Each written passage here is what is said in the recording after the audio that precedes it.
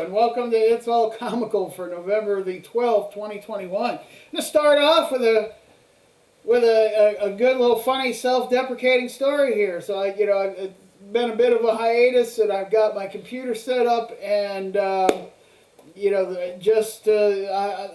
I'm Russ, your Joker. Now you're Joker in Japan. I was your guy in Guam. And if you're going through a list of videos here, although I recognize nothing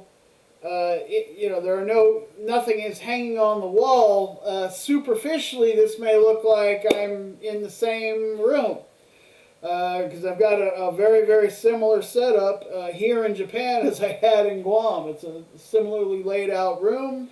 I've got a window almost identically where it was in my old office in Guam, and I don't have anything. And as a matter of fact, when I get this office fully together, it won't be the same pictures, because those very pictures that were back in my background in my Guam office are now, my wife has part of all of these pictures we're in a two-level situation. I'm up on the second floor.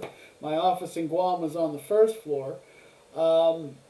And those pictures are part of all of the pictures that are hanging on the, coming up the stairwell, right? So we're doing that thing where we've got a lot of family photos, including I had babies, my wife's kids and our son Stephen, all his babies were hanging on the wall behind me in my previous office situation. I had talked about, so let me get to my little self-deprecating bit here. Is I just did about a nice little 10-minute, I think, almost, as sad as that sounds, but you gotta. I'm looking at my camera here, and behind it is the monitor. I can see myself on the monitor as I'm being recorded. Now I'm being recorded, but I did about 10 minutes, so this is sort of a take two here, and I would call it a take two, except the first time Captain Dumbass here took a still screenshot and didn't realize it. So I was sitting here talking to my goddamn monitor for like 10 straight minutes. Hey man, this is at-home, do-it-yourself video production, clearly, right? And not by the world's most technologically proficient producer, right? It's All Comical is about it's my personal weekly vlog, and it's more or less chronicling a number of things about me personally, but essentially it's about me as a professional writer, and where I'm sort of giving the inside scoop, if you will, for as I go along and look to build some audience for my various endeavors. This began life as something that, in support of my audience building effort for what was going to be, at the time when I was thinking to start it, in business writing, right? I was thinking I was going to launch a copywriting service. Which I'm, if you happen to run across this and you're in need of copywriting, reach out. I certainly am very capable of doing that for you, but the priority had shifted over to, in conversations with my wife and in the direction that her career was taking, and the likelihood that our nomadic lifestyle was going to make it very problematic for me to have an ongoing job of my own, and be able to. I'm just not going to have that level of stability to go to work, and really it's the spouses of people who are not directly employed by the military, or in the case of the Department of Defense Education Administration, my wife being an educator, when a couple is employed and living this kind of a lifestyle, living on base, that would be that they, unless I were to get a job at my, working for the education system, and I'm not an educator, I'm not a teacher, there might be sorts of hourly support kinds of positions, and she's talked about it like as, well, that's a thing, but we are in agreement that my best use of my time is to take advantage of this and focus on getting my writing and my various creative projects off the ground in a way that I've never had the opportunity to do so before. And so this is, so again, a big hiatus in the break between Guam and here. And, I did publish one short walking video that I shot on my phone when I first got here to Japan, but fortunately we are now here. This is not my same desk, the desk that I had, although it's very similar in a lot of ways. I had a corner L-shaped desk in Guam, and that desk just didn't make it. It was it was a good piece of furniture, but inexpensive. The sort of like you're familiar with kind of, I mean, it wasn't IKEA, but like an IKEA sort of assemble it yourself, and not made of not it's not a solid state piece, and it's not necessarily made to last. It's certainly not made to be disassembled and reassembled time and again. And we had made just one too many moves for it. And the little dowel connector things, and the pre-drilled holes, that just the wood was starting to wear out, and some of those connecting dowels that you screw certain support legs into had worn out and fallen out, and so it had little pieces missing, etc. And in trying to still put it together, like, well, maybe it could deal without a couple of the screws. It was just falling apart, and the decision was made to let's go ahead and invest in a new one. And this one is it's roughly the same. I mean, this is one where so we've talked about that. There are certain concessions that you've got to make if you're living this kind of nomadic lifestyle. A bit nomadic, right? I mean, we're probably looking at moves every few years, perhaps. Dependent on the situation, and is she happy where she's at? Does it make sense to stay where she's at in a given position for a length of time? But that's kind of the Dodea culture. Is it's a obviously, the Department of Defense Education Administration is servicing families, education needs for families of U.S. service members all around the world, and so therefore the need is all around the world, and it draws people that are looking to kind of see the world. So I think there's both a desire and a need.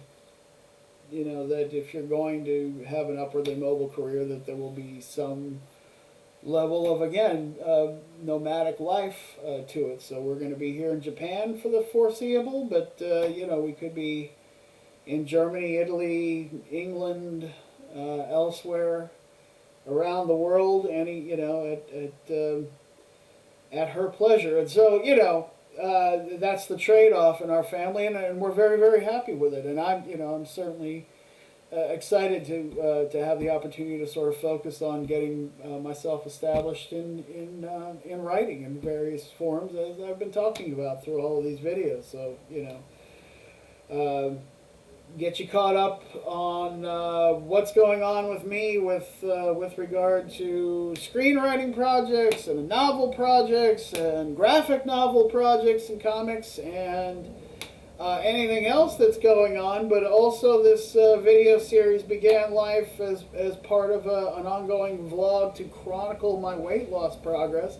And I don't know, again, if you go back to those early videos and look at me now, I'll let you be the judge. If is there a noticeable, looking at any trimmer? Then hopefully I'm looking at trimmer because certainly the scale is telling me that. I'm not sure where exactly I was in my weight when I left off in Guam. I know, in that exact there was like a 2 week period there, and I talked about that I'm sure in my last video that I shot in Guam when I said this is my last one in Guam, that we would be in Guam probably another week or two further beyond where I was able to record, because the whole my desk, computer, everything had to start getting broken down in order to be shipped, and then we would be in temporary living in hotel. We lived in hotels. There was a 2 week period of, again, being very nomadic, being homeless essentially, right? As you're in transit between Guam. We went from the Navy base Guam to 2 different hotels. As a matter of fact, we were in one for a short period of time. She had already booked one at a certain period of time, and then realized, oh, we're really going to need to stay for a few days even before that hotel stayed. So we went from hotel to hotel, and of course it's hotel life. Then we took the plane ride, and there was an overnight in a military base hotel down in Yokosuka. Goodness, I'm not going to say that my Japanese is the best, and certainly my sense of Japanese geography is not. And let me say this: so we land right at the airport, and we're this is again 2021, so we are still very much in the middle of the worldwide COVID pandemic, which some people seem to be comfortable with the idea that. Not just that COVID is part of our lives, but like a lot of this bullshit with regard to how our lives are impinged with the distancing and the masking. Just the way things, our interactions, social interactions have been impacted as being permanent, or at least semi-permanent. And I mean, obviously, I will have to find a way to live in the world. I don't mean to posture myself as some kind of, weird right-wing anti-vax. It's, just basic, no, I'm just a human being, and I want to see people's faces. And look, I'll do what I need to do. I mean, I'm vaccinated. I'm not anti-vax. I am vaccinated. But at the same time, I'm vaccinated, but I'm vaccinated more, look... Some of us are just going along to get along, right? I don't have complete faith in the efficacy of everything that's going on, but I'm doing what I need to do to not have people bitch at me, So I'm not taking up arms and doing protests and things of that nature. But I do think to imagine that that suddenly the rules for medical science and how vaccines are developed, which is ordinarily a multi-year process, and sort of by necessity has to be, because no matter how advanced our techniques may become, the biology of our bodies and how we respond to things is still something that has to play out over time. So to imagine that the vaccines that we've got as of 2021 are the cure-all magical elixir for everything feels naive to me. And so therefore, to be overly, I don't know. Again, this is starting to feel like I'm getting into a political area, and really I'm not. I had gotten into it. Look, I'm somewhat libertarian in my views. Is that it's more a matter that I want, and that small L libertarian means, I'd like I would like you and I to be able to interact as human beings, and not have, an outside agency dictate how that has to run. And so I'd like, so I believe in markets in the sense of I put out stories, I write or whatever, I put it into the market, and you decide how to consume it, one way or the other, right?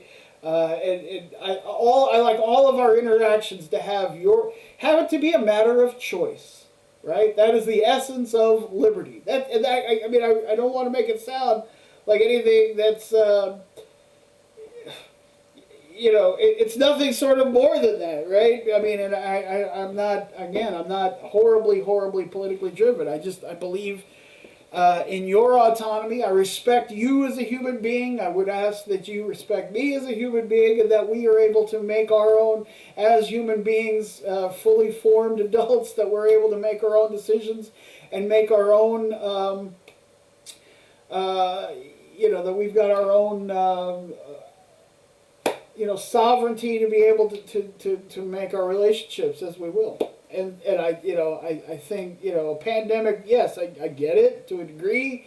Necessarily, there's got to be some agreed upon, additional steps, and hopefully what we've done over the last 2 years since the beginning of this thing has had some form of an impact. It certainly hasn't been perfect, and that's part of the problem, right? It's like, well, this is my thing about if your solution for anything, any topic, and I've been saying this for years and years and years, if the solution begins with the phrase or some form of, if everyone would just, ...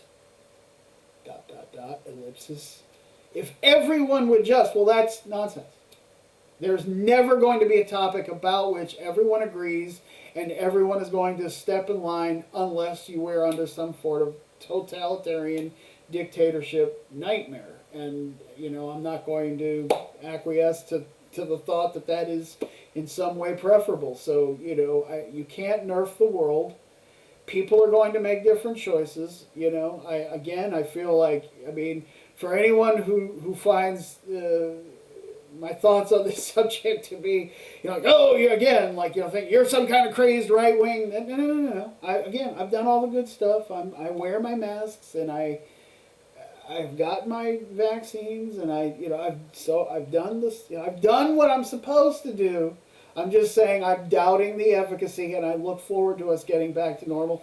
And look, if eventually, at some point we have to acknowledge we've achieved as much herd immunity as is possible, and if COVID it ends up being a thing that floats around out there the way the flu has forever, at some point we've got to get back to, look, life has a certain amount of inherent risk to it, and in order for free people to feel like free people and to be free people and to be able to converse openly and freely, then we've got to get back to a level of normalcy at some point, and hopefully we get there sooner rather than later. And boy, that was an unplanned little, I almost felt like a soapbox, but I felt like I felt like I was trying to just say, like, I just want to be human beings again, and it ended up sort of being a thing, because the further I go.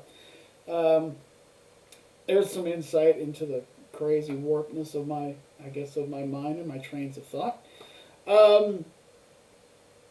So yeah, I want to get. I always do keep in this. Part of this is where it started with the weight loss documentation, and again, I'm not sure where I was at the end of my time in Guam. I did have what I was starting to say is the 2-week.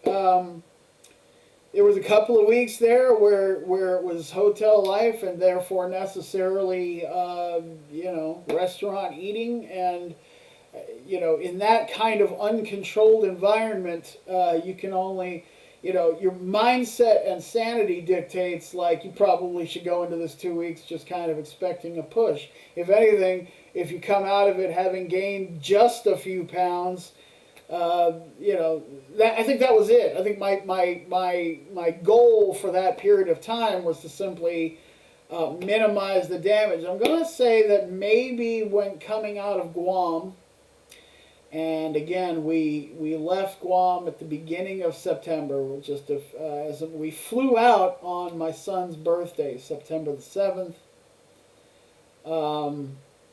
He spent his birthday in the air.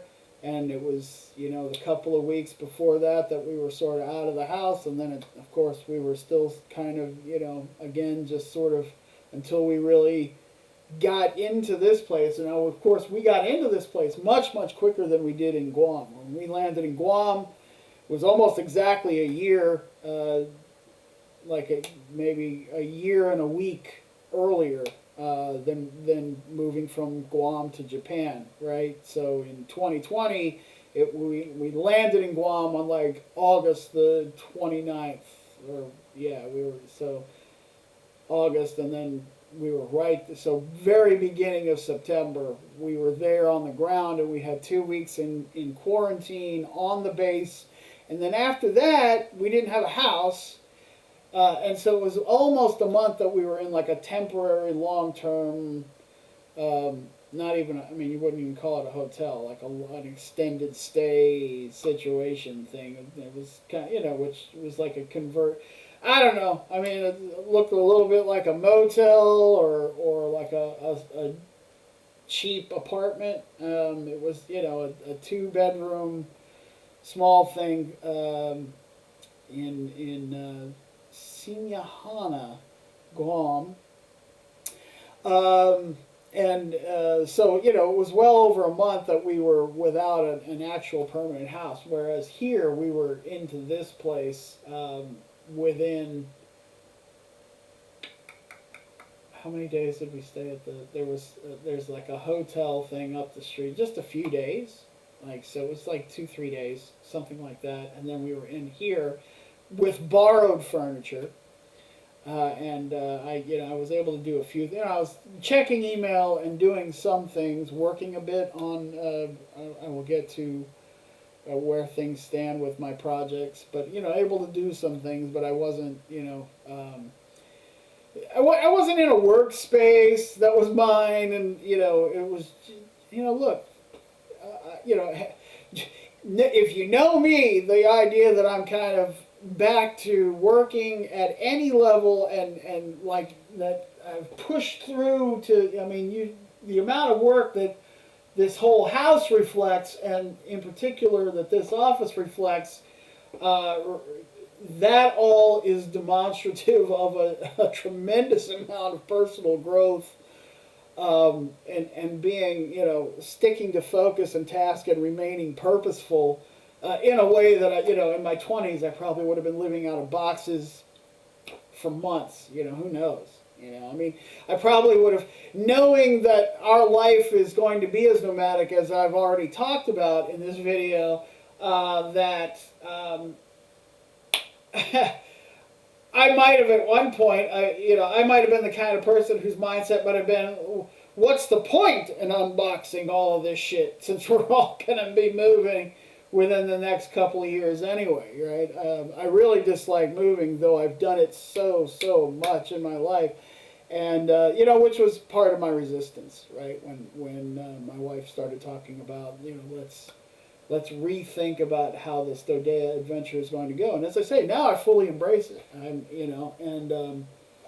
I, you know, genuinely do, and genuinely appreciative not only of the opportunity for the experience, but the opportunity, as I say, to focus on not having a traditional 9-to-5 and being able to really, you know, focus on establishing what I can for myself as a writer. And she's very supportive of that, and I love her for it.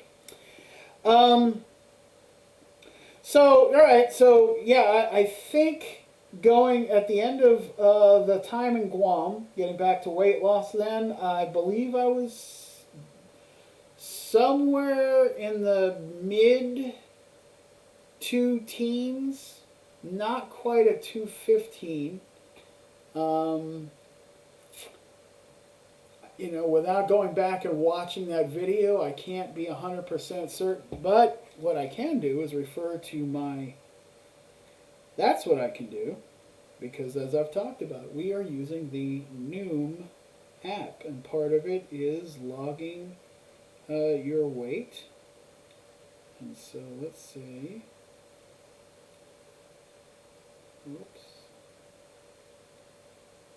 Okay, so on that day then, okay, and then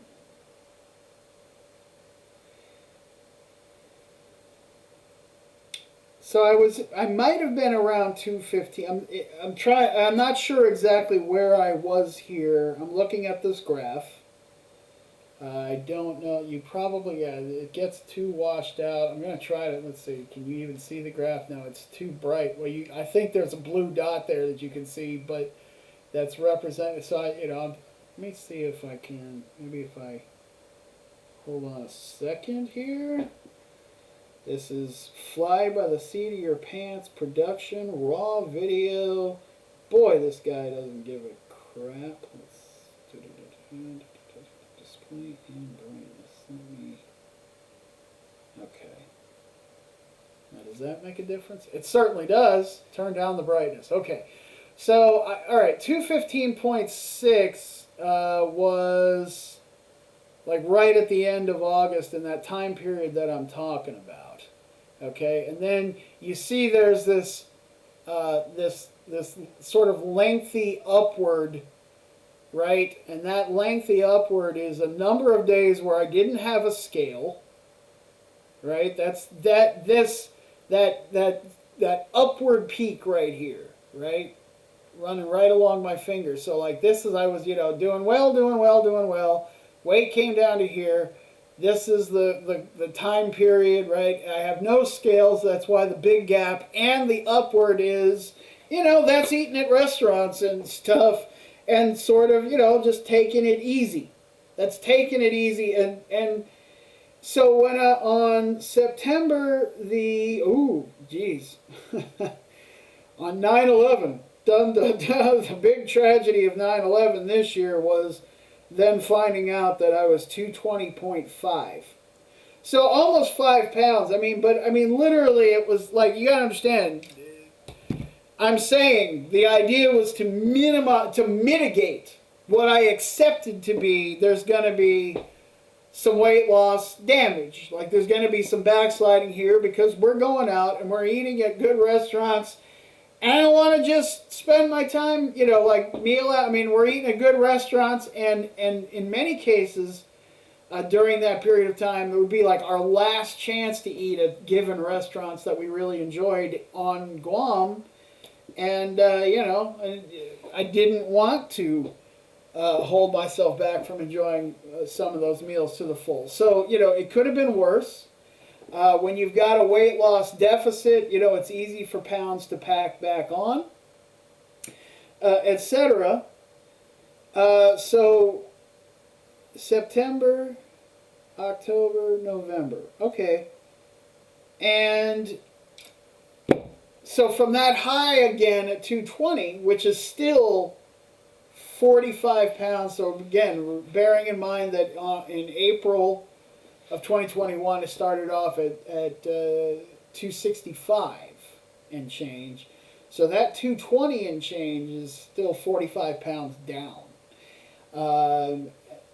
And perfectly acceptable. And see, it's all part of a healthy mindset, like it's not all or nothing thinking. And then knowing that I was committed to this, and all the while through this, there were, I was staying in touch with logging. I was still logging my meals and still doing, again, part of Noom is there are sort of these lessons. There's little articles that you're reading, and it's giving you all kinds of tips and et cetera, et cetera, et cetera.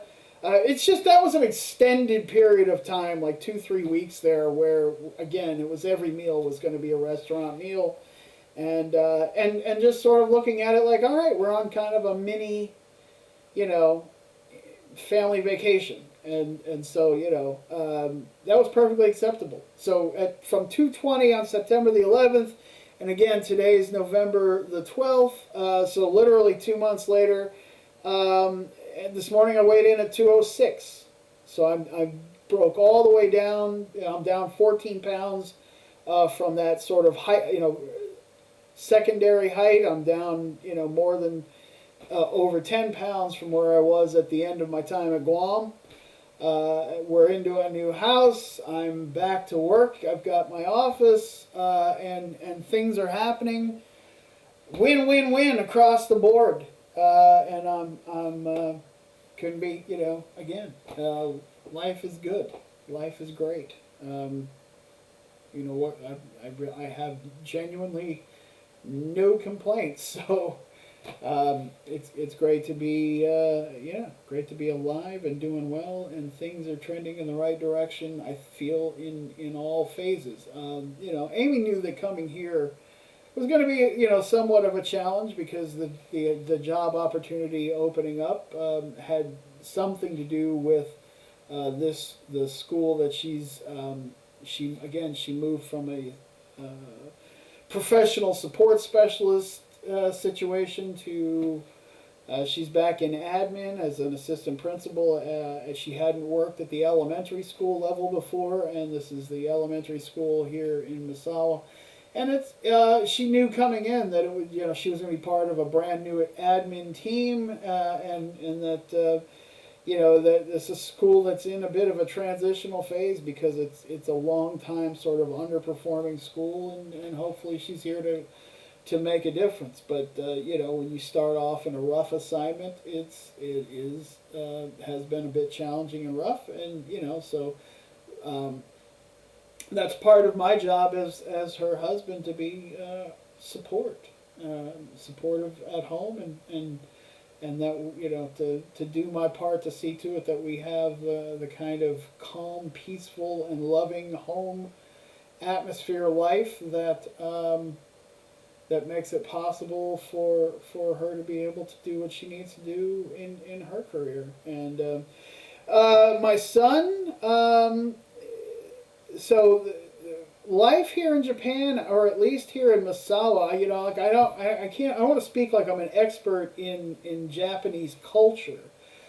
Today is Friday. I do these vlogs on Fridays. I hopefully will get back into the swing of doing it regularly every Friday.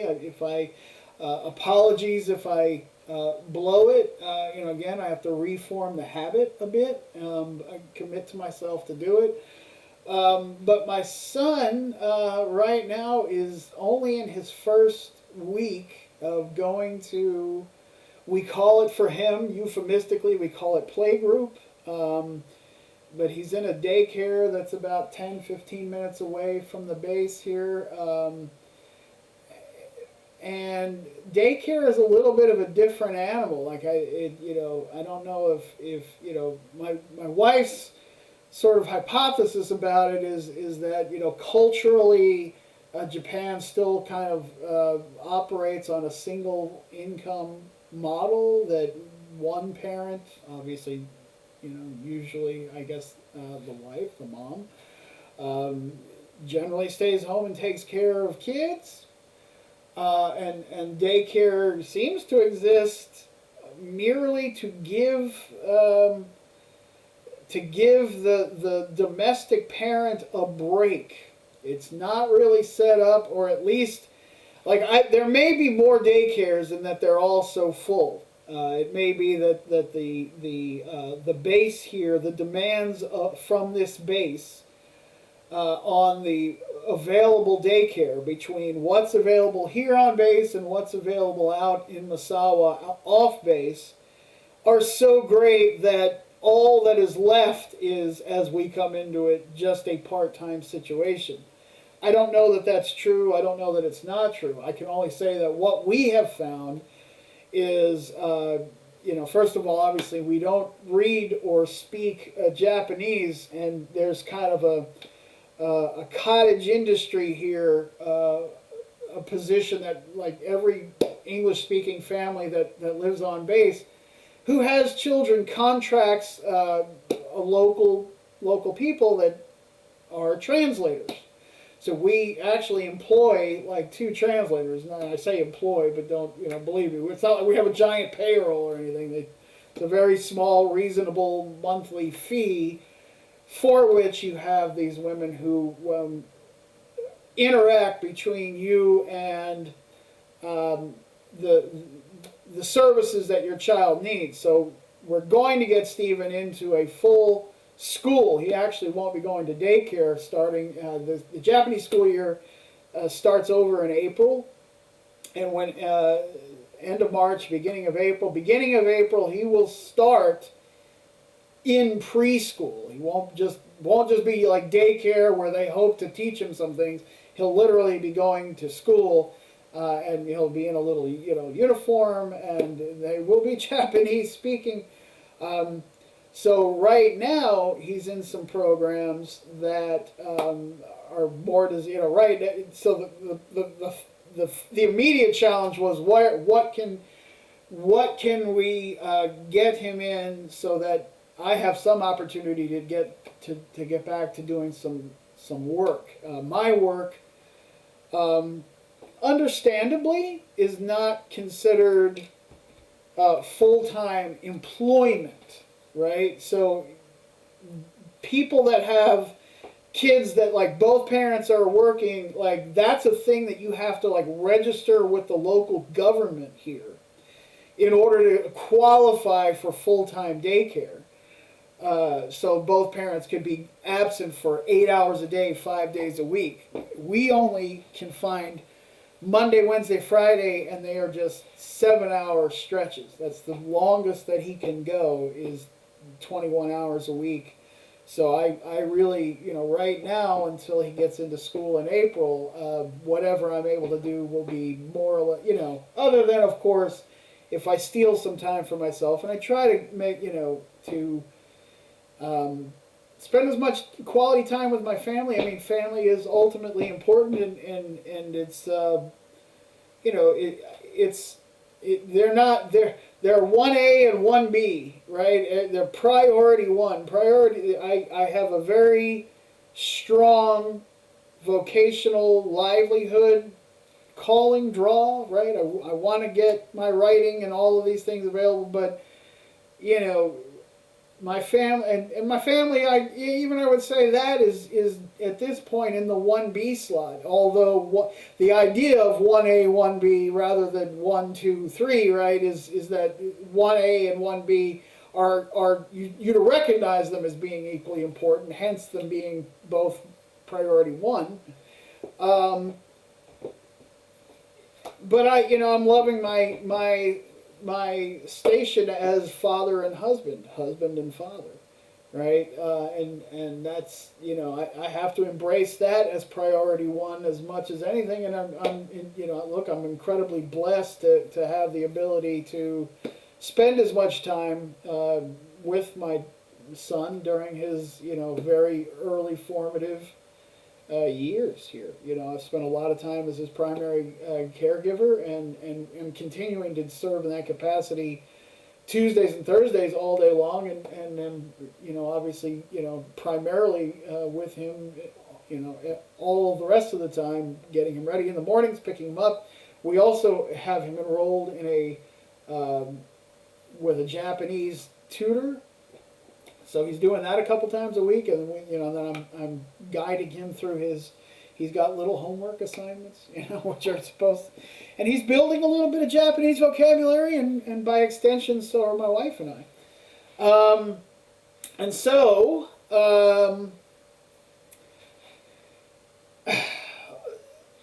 okay, so quickly then, thank you for hanging through. Obviously this one I guess I should predict was going to be a bit long, because there's a lot to catch up on, though. I really would love ultimately for these things to settle into a 15 to 20 minute sort of thing. Although many of them over the course of them have ballooned, as this one has, into the 40-minute range. This one might even start pushing an hour, because I'm sort of only now getting around to, we've talked a lot. We've come so far, you and I, in just the course of this video, right? We went from Guam to Japan, and we've unpacked the rooms, and we're 95% unpacked and getting things in order.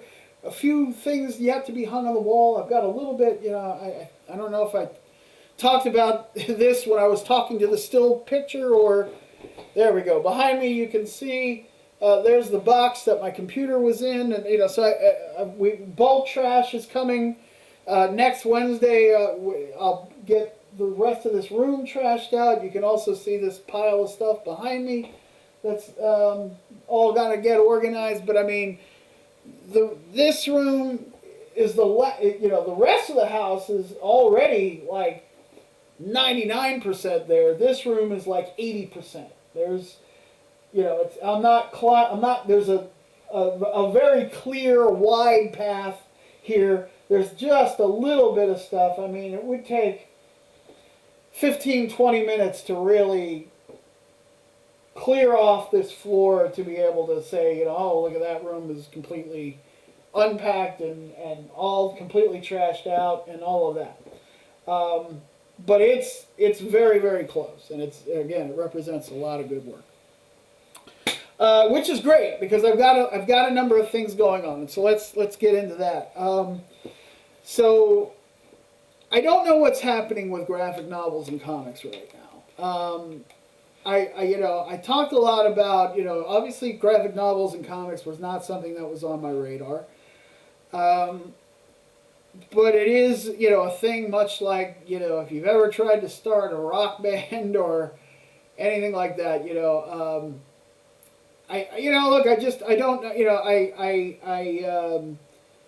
I made contact a while back with another artist, and I've got sort of two artists that I've got conversations going with. I've done a lot of work. I've talked about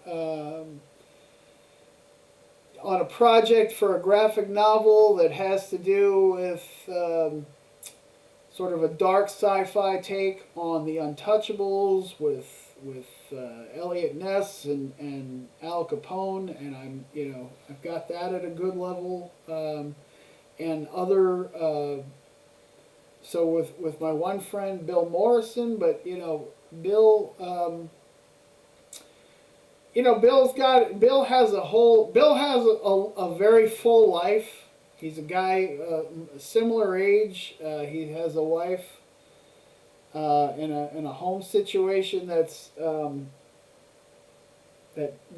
demands a lot of him, and I don't know what Bill's work schedule is going to look like, or it does look like, and how his it affects his ability to focus on the projects that we've discussed and that we've got working. I can only say that he's got a lot of written material from me at this point to work on, and I'm hopeful that we will see more progress with that as time goes by. So the graphic novel on my end, it's not fully scripted, but the first couple of sections are, and we definitely could have a first issue completed, and then the next segment is right there, right behind it, ready to go. And so Bill's got a lot on his plate before I really need to move that forward. So I'm kind of just shuffling priorities around. And I began a conversation with another guy on some, he was looking for a writer, and we opened up some conversation, and then I don't know. I haven't talked to him in a little while here. There's been a communication gap, and I'll see what I need to kind of get back in touch with him, and I don't want to say too much more about it because it might be that look, people start off very gung ho. And my motivation level, like I tap into different motivators, I guess. I've got a different. I try because I realize that pure excitement that it's. Look, these things, projects are can be much like romantic relationships, right? You're very hot and heavy at the beginning, and everything is easy and free flowing, and it's exciting, and then you get to the point where then it gets more detailed and it becomes work at a level, right? And so you've either got to find get your motivation from other areas and other reserves of fuel, or and this is I can give some credit to a guy named Anthony Moore who I've taken some sort of seminar classes with about mindset and things and project handling, and not everybody's done that same work. Not everybody's motivated exactly the same way, and I can't obviously speak to any of these other gentlemen's home life and their demands. So I said, without judgment. I'm only speaking about in terms of progress and what's tangible. Is just there seems to be some stall there, and other things are sort of kind of on the front burner. So what's really back on the front burner for me at this point is my personal projects, and then something else, and that's I'll wind up with that one. Superman, my fan fiction project that I call the Animated Donnerverse. All right, so last night, this is November the 11th, this is November the 12th, 2021, November the 11th is when I broke ground, so, I'm right at about a little, gosh, it's amazing to think that that's the case, because here we are at the end of 2021, and I began at the end of 2019, the Superman 1983 Collector of Worlds. Is the script, and it was the script that's the first script for the first story. I have a number of stories planned, which is crazy ambitious, right? As much as anything that these videos, if these videos have a value, it will be looking back probably for the Animated Donnerverse project about some of the early stages of the development of it all and everything. Again, somebody will have some unenviable task of going through these videos to sort of extricate the parts that are relevant to the Animated Donnerverse. But this is my communication about everything, right?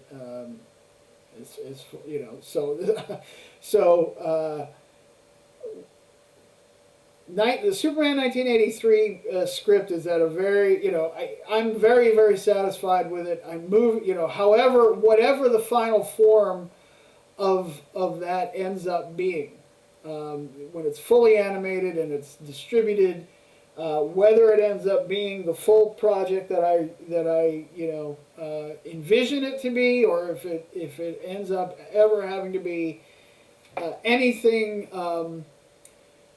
Compromise? I would say compromise. I mean, look, I recognize the enormity of the project, and so in recognition of the enormity of the project, time will tell how far I get with any of it. And so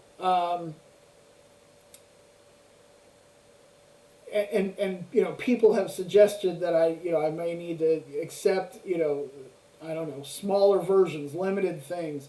There are definitely stages along the way. At this point, I've got a few promotional videos that have been manufactured by the people that put together the film festival, the online film festival that the script won, and I've got I've got some conceptual videos created by them, which are really exciting. I've got a script trailer that uses a lot of available imagery in order to just kind of give an overall essence of the story. And then I've also got a conceptual table read of the first opening scene for the script.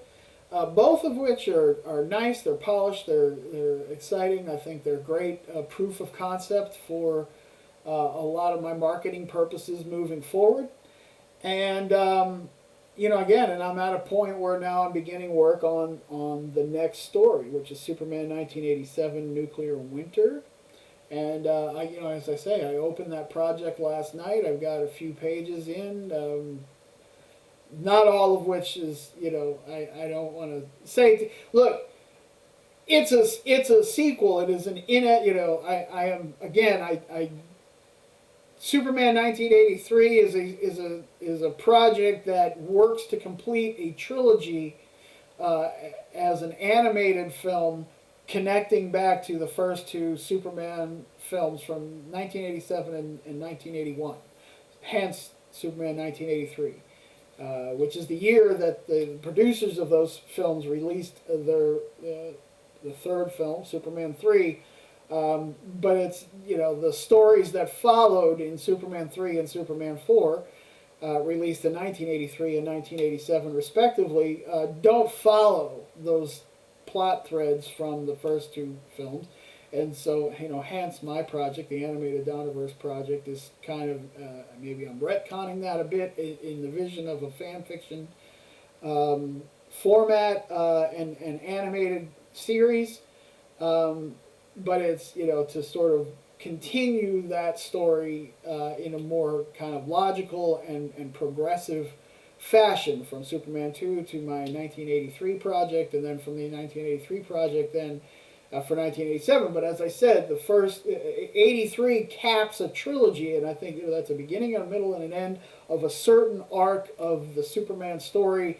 And yet, you know, so what, you know, as I think people would always ask, well, if the story is complete in 83, what's 87? Well, 87 is honoring my guiding light with Superman 1983 was to honor the vision of director Richard Donner and his friend, screenwriter Tom Mankiewicz, who gets the creative consultant credit on Superman 1 and 2. They had a vision for, you know, well, they created and set forth a sort of tone, and again, a bunch of storylines, and there was some discussion that Richard Donner had over years. He's on record as having said that his idea for the third story would have involved some Brainiac. He said some Brainiac would be in it, and therefore, you know, again, Brainiac is my chosen villain. As I speak here, DC Comics is releasing a series of a limited release series called Superman 78, which deals, you know, sort of ironically enough, I don't know what compelled them after all these years to revisit the Donner version of Superman. Other than that, much as my contention is that there's still a very rabid fan base for whom the Christopher Reeve movies are really the gold standard for handling the character of Superman in the cinematic world. But that Superman 80, so that, again, that being my kind of guiding light for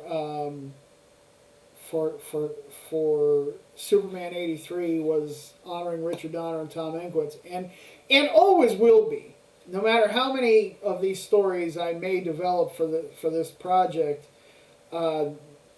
Donner is always going to be my true north. Now, specifically though with Superman 1987, the idea being that, you know, look, why make a Superman 4? Because, you know, well, one thing is, another thing that Richard Donner had said was that, you know, his vision, he and Tom's vision for the series was that it be developed into something similar to James Bond that would be ongoing, and, you know, they certainly thought there would be, you know, I heard recently someone said, you know, 7 or 8 movies is what they were originally thinking or whatever, but that it would be an ongoing lengthy series. Now, I don't know that I've got,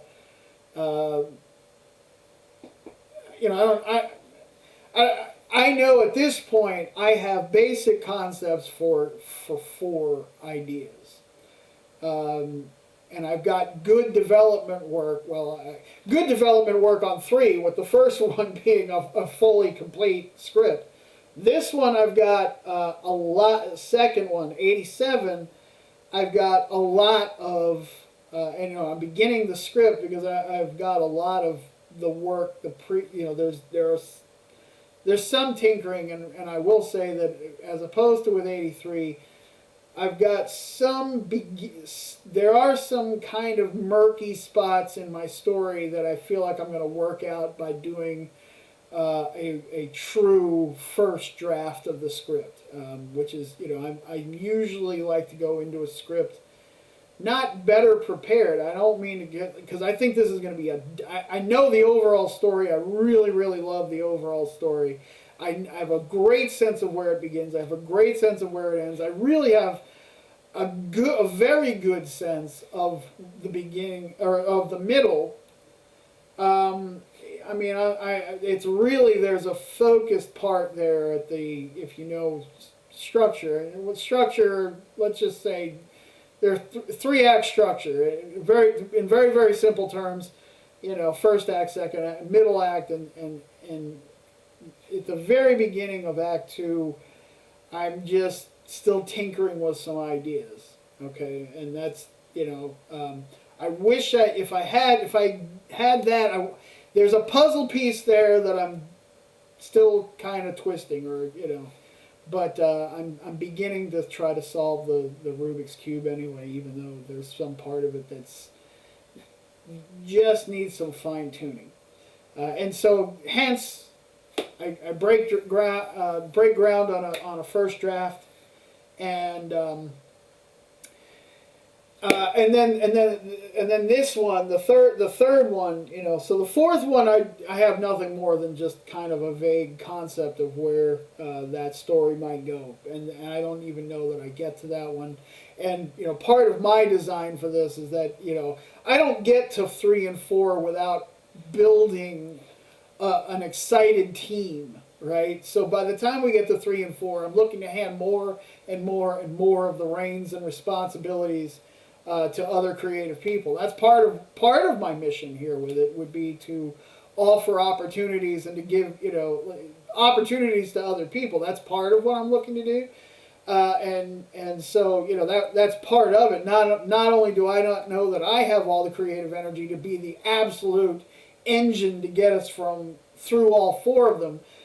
First one I fully accept. Second one I hope to have some allies, but essentially still realizing that by the time we get to the third one, I'm hoping that if the third one comes about, that I'm contributing the story, you know, at least the first draft probably of the script, and you know, if somebody else is interested in getting involved on the writing and creating, but you know, as by the time we get to the third one, hopefully it's almost somebody else's baby at that point. Certainly that somebody else is the manager, and I'm, you know, like, I'm now the producer, and I'm, you know, involved in the story, and somebody has really taken the reins on seeing the thing, shepherding it through. And by the fourth one, you know, maybe by then it's, you know, I say, well, this is kind of what I had in mind for a fourth one. Go and see what you can do with it.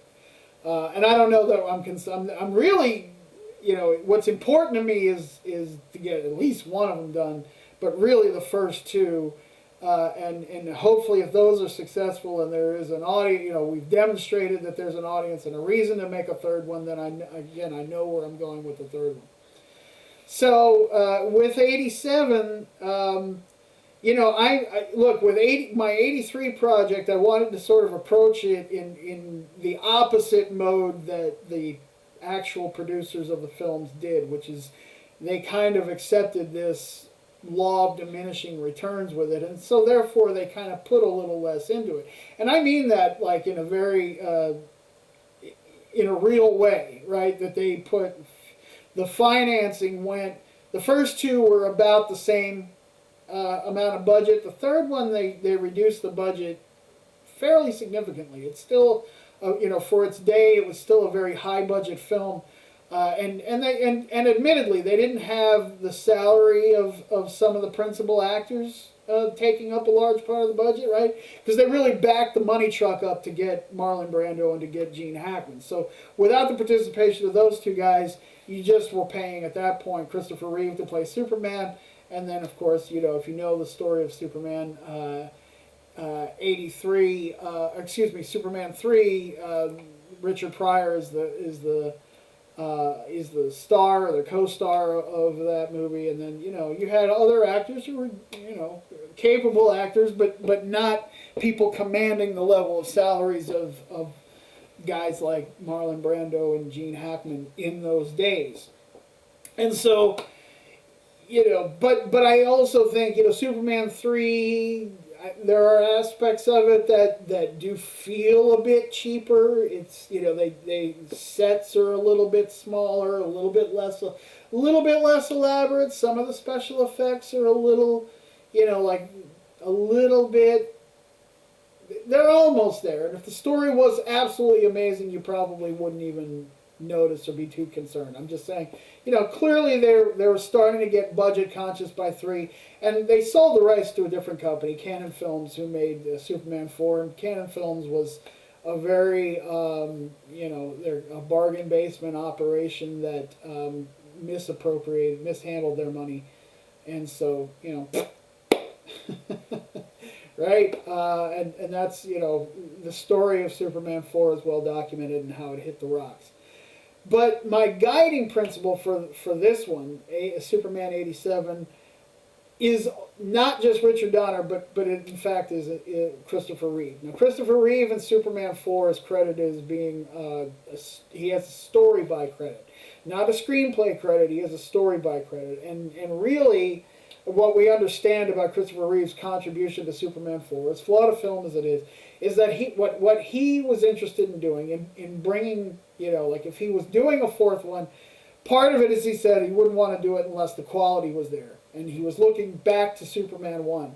Well, obviously, Cannon Films let him down across the board on that score. But he also got this chance to help develop the theme and the story. And that had to do with nuclear disarmament. Well, it's Superman 4, The Quest for Peace, is the movie they released in 1987. The script that I'm developing is Superman 1987 Nuclear Winter, and you can already tell from the title that clearly that theme is going to play a part, right? I'm looking to honor Christopher Reeve's essential vision for what he would have wanted for the 4th film. Even though, again, look, this is a fan service fantasy to sort of, like, what if in Superman 3, instead of lowering the budget, they had in fact increased the budget, right? So my Superman 1983 story is sort of admittedly even larger than the stories in the first 2. It's a little bit more epic. It would have required a little bit more in terms of, a lot of the special effects challenges. It's, I think rather than going with a generic villain that they were inventing from whole cloth in Superman 3 the way they did, obviously I'm going with Brainiac. That requires a certain, level of respect, and like, if you're going to handle Brainiac with the same level of if you're going to realize Brainiac the same way that you've already done with a grand plan for Lex Luthor and Superman the movie, and then bringing General Zod and his cohorts in a big battle royale in the streets of Metropolis, you want to be able to stand toe to toe with those ideas when you're putting together the ideas for the Brainiac story. And I don't want to say too much about, I will reveal more, but I obviously that's my sort of whet your appetite, peek behind the curtain on Superman 87, is to say, that's the title, Superman 87 Nuclear Winter. And if anything, I think probably in many ways I'm even keeping more. I mean, there are a lot of little Easter eggs and nuggets in my 83 script that pay homage to Superman 3. Little bits of dialogue that have been repurposed, hopefully in a better way, in a stronger way. But definitely there are references, there are little things throughout, and again, if you understand the development of Superman 3, the fact that Richard Pryor's character, Gus Gorman, builds this ultimate computer is it's a very tortured, but it is an interpretation of Brainiac. I mean, ultimately, Brainiac being a computer-brained, essentially based villain that took on many forms throughout the comics, both organic and robotic, it evolved to become Richard Pryor with a supercomputer. Obviously, I'm bringing it back in my version of Superman 1983 to the actual source material of Brainiac.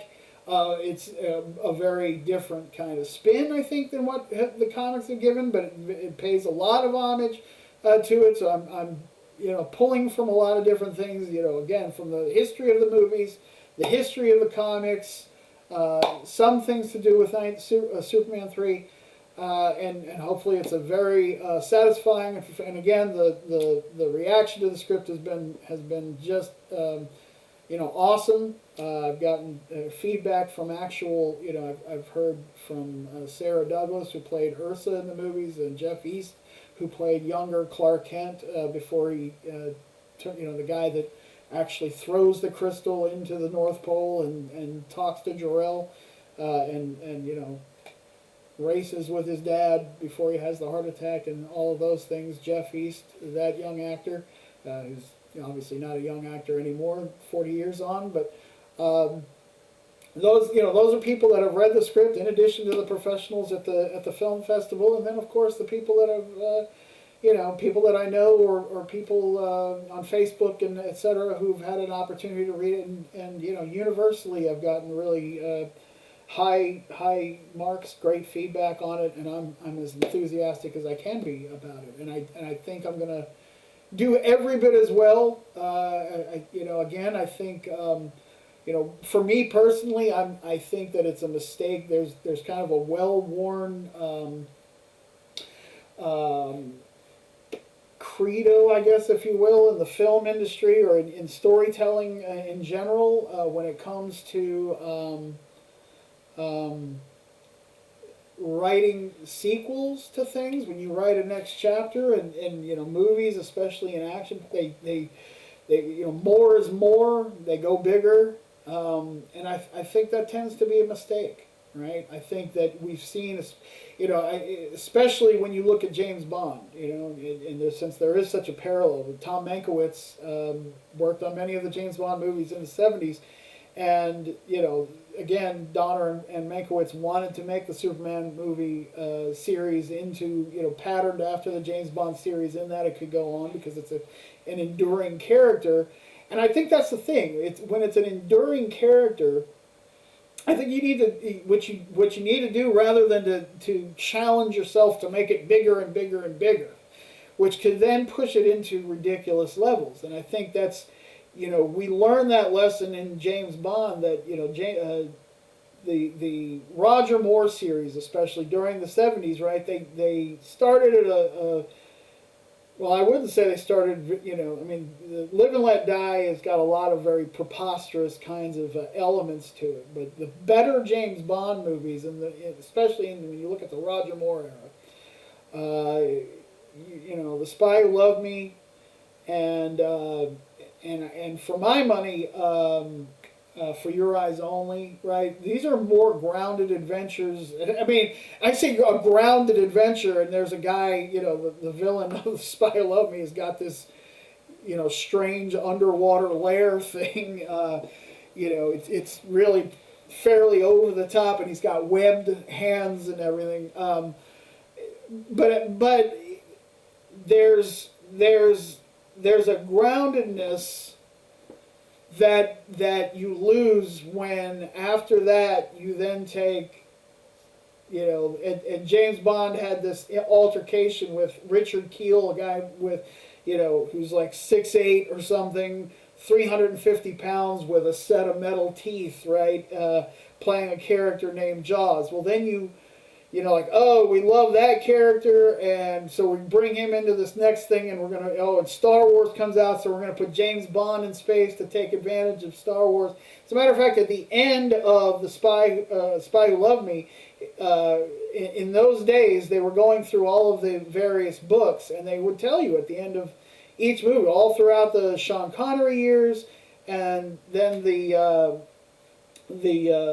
Roger Moore years, that would tell you what the next movie is going to be. In the end credits, James Bond will return, and it would say, will return in Thunderball, will return in Diamonds Are Forever, will return in, and they would tell you what the next adventure would be. And at the end of The Spy Who Loved Me, it says he will return in For Your Eyes Only. And they did not come out with For Your Eyes Only. For Your Eyes Only was 2 movies later, because the next movie they decided to make Moonraker. They wanted to take advantage of the space adventure fever that people had on after in the wake of Star Wars, which also got, I believe, the Star Trek the movie project rolling, right? I mean, there was a lot of, I mean, you couldn't get space movies, space opera movies out fast enough, and wow, James Bond in space, and it's a really, for my money, a preposterously over the top kind of nutty film that they spent. At the time, it was the James Bond that they had spent the most money on. So I think and you see that too with Pierce Brosnan, right? And sort of universally looking back on the Pierce Brosnan era, which I think Pierce Brosnan is an underrated actor playing Bond, and I think more of his his adventures are largely underrated, but but clearly, no matter how you look at it, I think you realize that the Pierce Brosnan era had really gotten to a preposterous place with, again, with Die Another Day, right?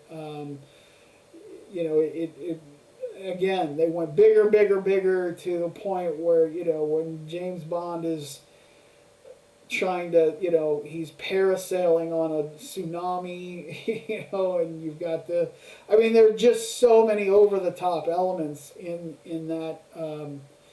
that movie, the invisible car and the ice palace thing, and a plane, and the thing in the sky that's shooting the power of the sun down on the ground, which I think it had its moment. It made a lot of money at the time, but I think when we look back in retrospect, it's the only place to go from that kind of ridiculous height was to bring it back to reality with change in actor and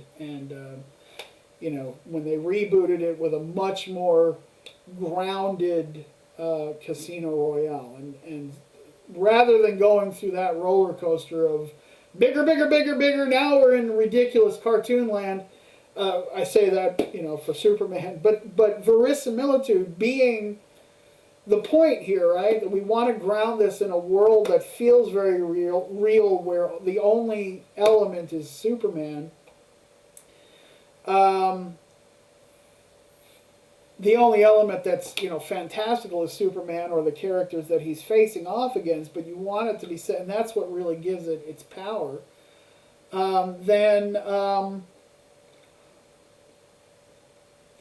Excuse me. I don't want to go bigger and bigger and bigger. I hope that my goal for my Superman 1987 story is that it be as very, very different. It will be very different. It definitely would represent a new arc of stories and perhaps a shift in tone. Whereas with my 83 story, I'm wanting to keep it very much in line, again, completing a trilogy, so it feels like part of those first two movies. This one would be a slight shift in tone. It's where we start to have an opportunity to play a bit with genre, a bit, right? Like, it's got to remain a Superman movie, but I think it's it's going to be and I've talked a lot about it, James Bond, and not coincidentally, but there's I think when you're bringing in some very serious themes with the nuclear armament thing, and so therefore I think it's going to there's a bit of political spy thriller element to it, right? Like, again, I'm not making Superman into James Bond. I'm just saying that since that's the stage that we're playing on, there might be some you want some slight tonal shift, and probably also and I'm setting it, too, giving it a setting. The nuclear winter, I'm also, sort of giving it a visual feel that supports the action of the story by setting it in a particularly harsh winter, right? So a lot of the places that we haven't seen.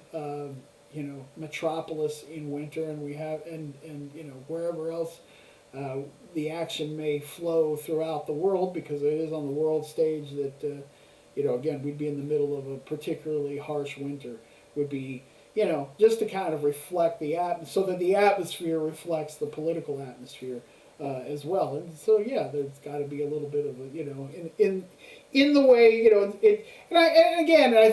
I think James Bond is a great way to sort of filter, what I'm talking about, to give you a feel, like, the level of seriousness to the action. I mean, it's not going to be, Zero Dark 30. It's not going to be The Hurt Locker. It's not,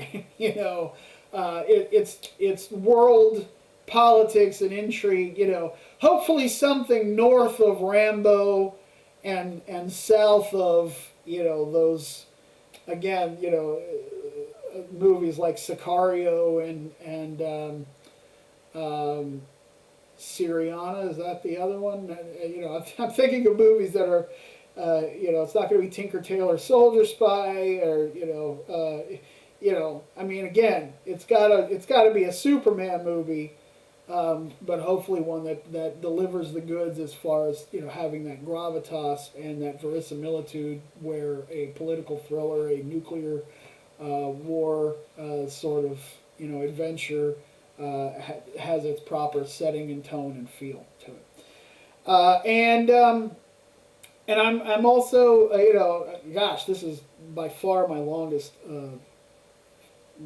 but again, we're catching up on some things. So by next week, we'll be back, hopefully, to a much more manageable, so thank you for sticking with this. If you're watching through it, hopefully it's compelling enough to keep watching. Certainly, if you're coming back years later, my apologies for the length. For whoever the person is that's watching this, in order to again, edit things out and extract things relative to whatever purpose that this is getting repurposed for. And also I've had a thought that and I really wish that I had gotten to this place early, because I realized that, like, gosh, of course. Look, this is aiming to be a fan fiction project, and ultimately it very likely will end up being a fan fiction project. That being said, I've got a thought now that I'd like to talk to two different organizations, one being the rights holders, Warner Brothers, DC, but the place to start would be to talk to the Christopher and Dana Reeve Foundation, and Will Reeve, who is obviously Christopher and Dana's son, who I believe is in charge, or at least is on the board, or but obviously the possibility, the thought now that, like, maybe I can turn this into something, and I say can turn it. I don't mean this at all cynically. I mean, like, I happen to follow, as we do in the modern era. We go down rabbit holes at times on social media, and I follow. At this point, it's not important, and I couldn't relate the exact story, but obviously I clicked on something, I think, on social media somewhere. That was, some kind of a TED Talk or something like that, and I got into, and that led me to this video and that video, and, like, here was Christopher Reeve. I think it was a Christopher Reeve interview that then talked about, took to some other interviews that took us to, and of course, as we all know, Christopher Reeve, the last 12 years of his life or so, I believe it was, spent it in a wheelchair as a quadriplegic after a horrific horse riding accident, and he was, at one point I'm watching a video where he was being interviewed by another gentleman, journalist of some stripe that I'm not familiar with, but another gentleman who was also in a wheelchair. I don't believe he's quadriplegic, I believe he was just paraplegic, couldn't walk, but I believe he had full use of his hands.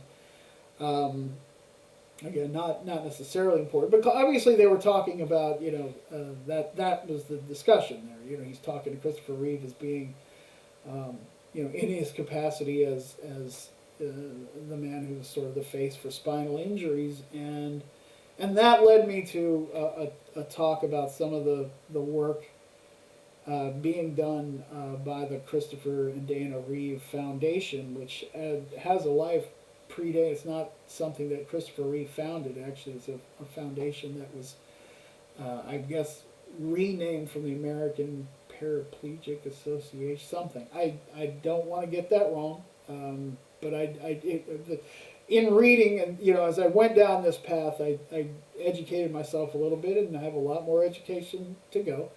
And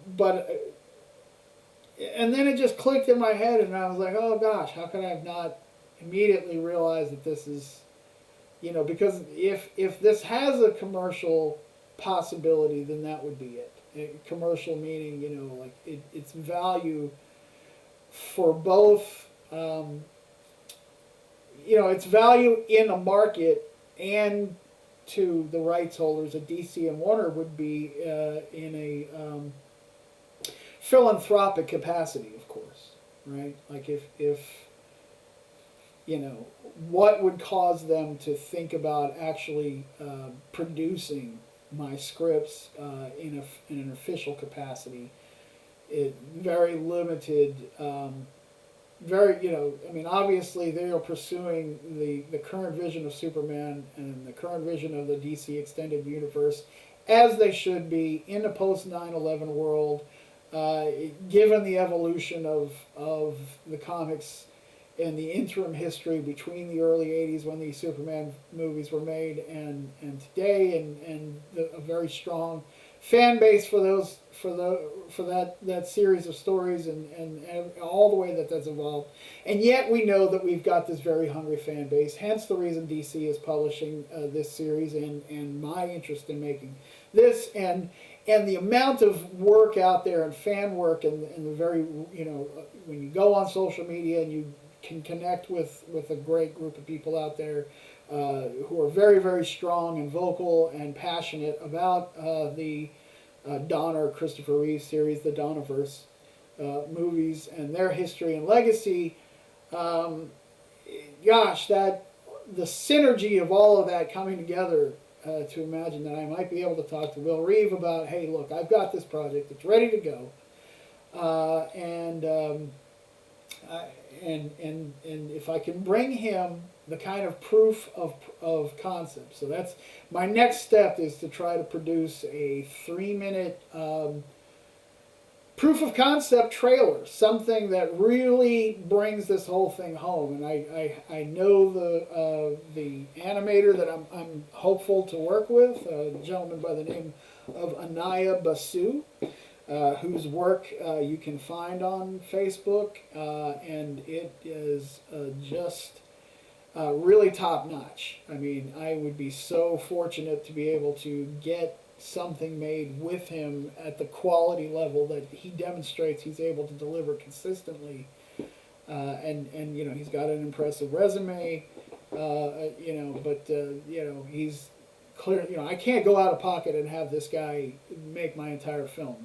I'd be very lucky to get the money together to create the 3-minute version based on what we've talked about, so definitely to see this produced at a very, very high level and really be everything that it could possibly be, with a guy like Anaya involved in overseeing the full project at the full feature length.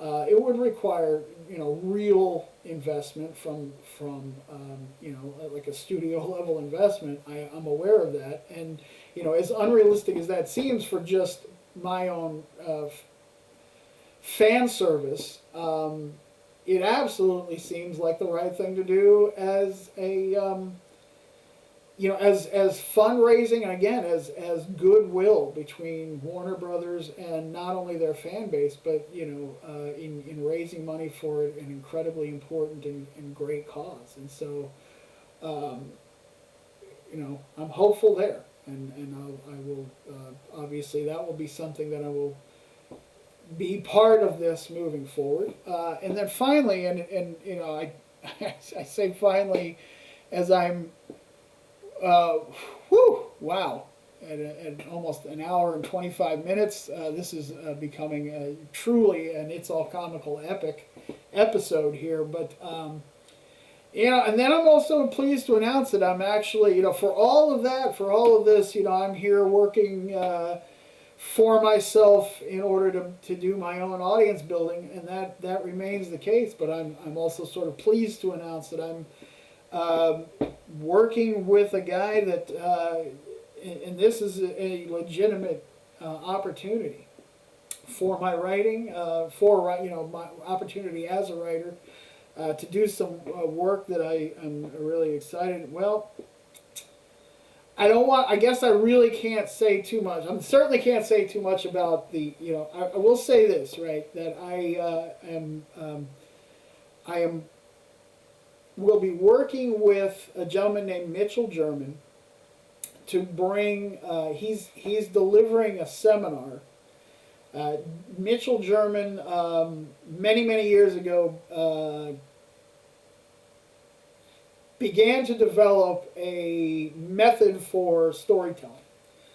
And Mitchell German went to NYU for film, becoming becoming a screenwriter in his own right, studied film, and went down a path of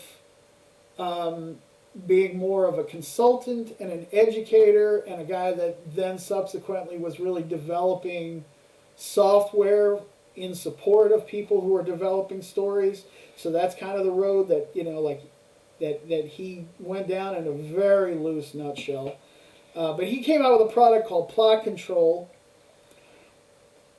that seemed interesting enough for me many years ago to buy the product and you know, to see if it would be instrumental in helping me to kind of construct story and give and pay extra attention to structure in an area where I had traditionally had difficulty, right? Like I would have these grand ideas, and I didn't really, I kind of rebelled against a lot of different thoughts about, you know, how, you know, I always felt like I was wringing the life out of my ideas to really, you know, get it super duper structured and to, you know, do layer upon layer upon layer of pre-work. And you know, I would think, like, man, by the time I get to the point of actually typing the script, I'd be so worn out with the process and I'd have no creative spark left. And I thought maybe this was something that would get me there, you know, help lend better, you know, and if I could get better at the structure of storytelling and have a framework for doing so and a methodology for doing so that you know, that I really could grasp and hopefully would even help me automate that process to a degree, you know, why not take a look at it? And then, you know, I discovered as a Plot Control customer this thing that he also put out called the Mega Course, which the principles that guide the construction of the software are taught in this course for screenwriting, story building.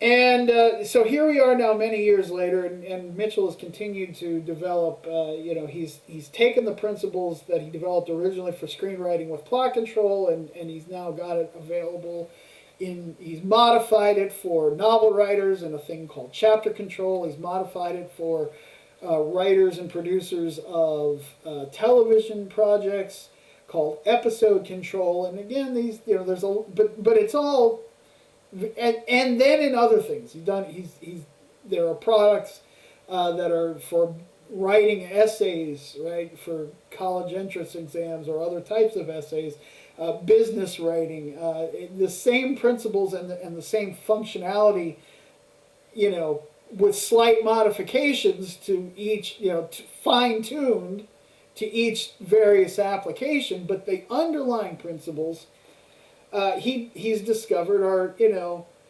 they're applicable. They extrapolate from one to the other, and so now his most recent endeavor is a thing called Your Storytelling Potential. That's coming up November the 21st. If you're somehow watching this, and are interested in storytelling, or some, learning more about theories about storytelling, I highly, highly, highly recommend Mitchell German. I recommend his products, and I'm really, really excited about the upcoming. It's going to be about a 6-week seminar. You can look up again through Your Storytelling Potential. I think it's just yourstorytellingpotential.com. But you can find Mitchell any of the things that I mentioned. If you're looking for plot control, you look for Mitchell German. Do a search for Your Storytelling Potential. Da da da. You know how the world works online. You follow links. You'll eventually get there. Watch. He's got about an hour video that's just jam packed with incredible information. And to imagine, all right, so that's what he's doing in 1 hour, and now you're going to get 6 90-minute or so sessions plus some one-on-one time. It's going to be I'm really excited about that seminar coming up. But after having taken the mega course that I referred to before, and this is going to be sort of an update to that to a degree, because again, bear in mind that mega course was sort of really much more tailored specifically for screenwriting, and this is kind of taking the essence of a lot of those principles and then expanding upon them and going deeper with them, and how he's developed and evolved it since, because again, this is something that he's been passionate about and working with for over 2 decades now, or right on 2 decades. I think we're right at about 2 decades since the sort of the germination of the seed to the release of that mega course. But in taking the mega course a second time here in recent years, I had kind of an aha moment. Like I always sort of understood the principles, but here's the thing: is this is one of those things where I had to unlearn what I had learned, right? And I think there's a lot of people that are going to come to what Mitchell teaches, and if you've studied as I have, and you've got I'm looking right over here at my my bookshelf, where I've got one shelf here, like half the shelf is that I can see various forms of screenwriting how-to books, that tackle it from different topics, including, well, I don't want to name names because that's not the point. But a lot of them for screenwriters are the famous ones that we all talk about quite a bit. And there's a lot of similarity in the way that stories are storytelling is generally. I mean, even if all you've ever done is taken like a high school level English lit class, you've probably seen something about the plotting of a plot. I mean, it literally, right, plotting of a story. You've seen some kind of a graph about, the rising action, falling action, climax, denouement. If these words, are familiar, if you're familiar with it and seen the lines and plots and the graphs, and then there are all kinds of archetypes and things that are thrown around and da da da da. And I would say that this is a very fresh and a very different and unique way of looking at storytelling.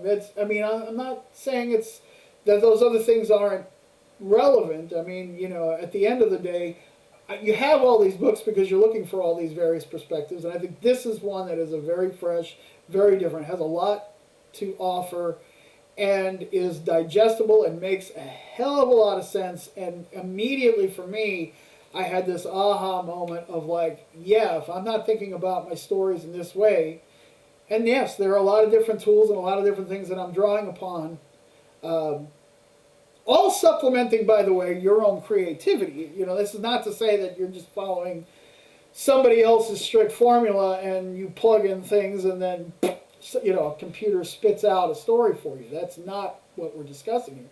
As a matter of fact, I think what Mitch does is he strips things back to the studs to a large degree, and he's working down at an elemental level.